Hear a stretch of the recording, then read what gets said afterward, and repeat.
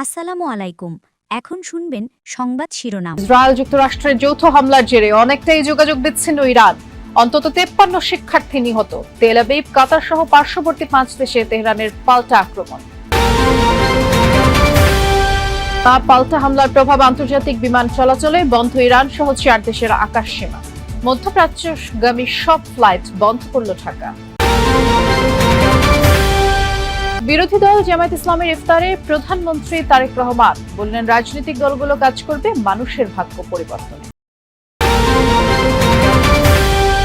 12 ঘন্টার ব্যবধানে রাজধানীর 3 এলাকা থেকে মানবদেহের খণ্ডিতাংশ উদ্ধার। ফিঙ্গারপ্রিন্টের মাধ্যমে ব্যক্তির পরিচয় শনাক্ত। নিহত ওবায়দুল্লাহর বাড়ি। এতক্ষণ দেখছিলেন সংবাদ শিরোনাম, এখন দেখবেন বিস্তারিত। যুগের ইসলামী শাসনকে উৎখাতের লক্ষ্যে ইরান জুড়ে হামলা শুরু করেছে যুক্তরাষ্ট্র ও ইসরায়েল। স্থানীয় সময় শনিবার সকালে বিমান ও যুদ্ধ জাহাজ থেকে একের পর এক মিসাইল ছোড়া হয়। সর্বোচ্চ ধর্মীয় নেতা আয়াতুল্লাহ খামেনি সহ দেশটির শীর্ষ নেতাদের অবস্থানই ছিল টার্গেট। দুটি স্কুলে চালানো হামলায় 53 শিক্ষার্থীর প্রাণ গেছে।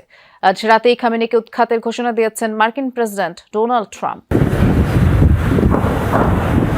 একযোগে বিস্ফোরণ তেহরানের বেশ কয়েকটি স্থানে। শনিবার স্থানীয় সময় সকাল 10টা নাগাদ মুহুর্মুহু এই ক্ষেপণাস্ত্র হামলা চালিয়েছে ইসরায়েল ও যুক্তরাষ্ট্র। প্রথম দফায় অন্তত 30টি স্থান টার্গেট করে চালানো হয় হামলা। সর্বোচ্চ নেতা আয়াতুল্লাহ আলী খামেনি সহ সিনিয়র নেতারা ছিল হামলার লক্ষ্য। এরপর আরও কয়েক ধাপে হামলা হয়েছে অন্তত 5টি শহরে। দক্ষিণ ইরানের একটি গার্লস স্কুলে হয়েছে ভয়াবহ হামলা। এই অভিযানের নাম রোরিং লায়ন দিয়েছে ইসরায়েল। খামেনি প্রশাসনের পতন না ঘটানো পর্যন্ত হামলা চালিয়ে যাওয়ার ঘোষণা দিয়েছেন প্রধানমন্ত্রী বেনিয়ামিন নেতানিয়াহু। ইসরায়েল ও যুক্তরাষ্ট্র একটি যৌথ অভিযান শুরু করেছে, যার নাম অপারেশন রোয়ারিং লায়ন। এই অভিযানের লক্ষ্য ইরানের আয়াতুল্লাহ শাসনের অবসান ঘটানো। সামনে যুক্তরাষ্ট্রের সাথে আমরা সন্ত্রাসী শাসন ব্যবস্থার উপর আরো কঠোরভাবে আঘাত করব। আমরা এমন পরিস্থিতি তৈরি করব যা সাহসী ইরানি জনগণকে এই খুনি শাসন ব্যবস্থার বোঝা থেকে মুক্তি দিতে সাহায্য করবে। এদিকে যুক্তরাষ্ট্র তাদের অভিযানের নাম দিয়েছে অপারেশন এপিক ফিউরি। ইরানের বিরুদ্ধে যুদ্ধ ঘোষণা করে আইআরজিসি সহ সব সশস্ত্র বাহিনীকে অস্ত্র সমর্পণের জন্য আজকের দিন পর্যন্ত সময় বেঁধে দিয়েছেন মার্কিন president Donald Trump. Islamic revolutionary গার্ডের সদস্যদের, সশস্ত্র বাহিনী এবং সব পুলিশ সদস্যদের উদ্দেশ্যে বলছি, আজ রাতেই আপনারা অস্ত্র সমর্পণ করুন, নয়তো নিশ্চিত মৃত্যুর মুখোমুখি হবেন। ইরানের জনগণকে বলছি, আজ রাতেই আপনারা স্বাধীনতা পাবেন। গত 2 মাস ধরেই ইরানে হামলার হুমকি দিয়ে আসছিল যুক্তরাষ্ট্র। এর মধ্যেই পারমাণবিক কর্মসূচি নিয়ে চুক্তির লক্ষ্যে মার্কিনীদের সাথে বৈঠকে রাজি হয় তেহরান। সেই কূটনৈতিক তৎপরতা চলাকালীনই চালানো হলো এই হামলা।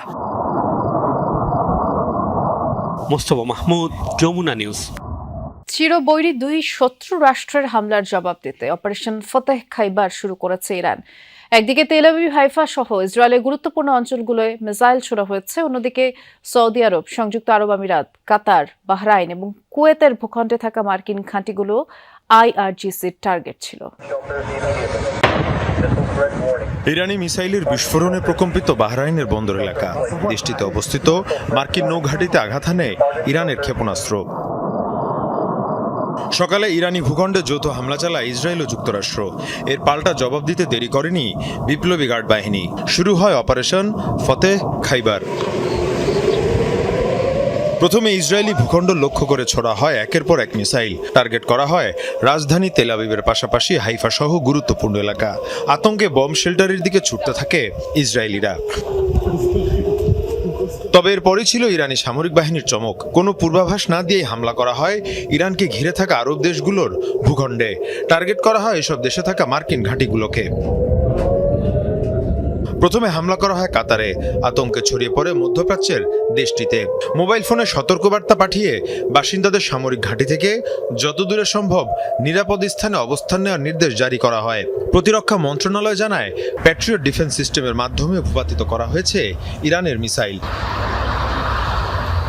অন্যদিকে মার্কিন সদর দফতর লক্ষ্য করে ইরানের মিসাইল হামলার পর জরুরি সতর্কতা জারি করে বাহরাইন। নাগরিকদের নিরাপদে সরে যাওয়ার নির্দেশও দেওয়া হয়। সংযুক্ত আরব আমিরাতের ভূখণ্ড লক্ষ্য করেও মিসাইল ছোড়ে ইরান।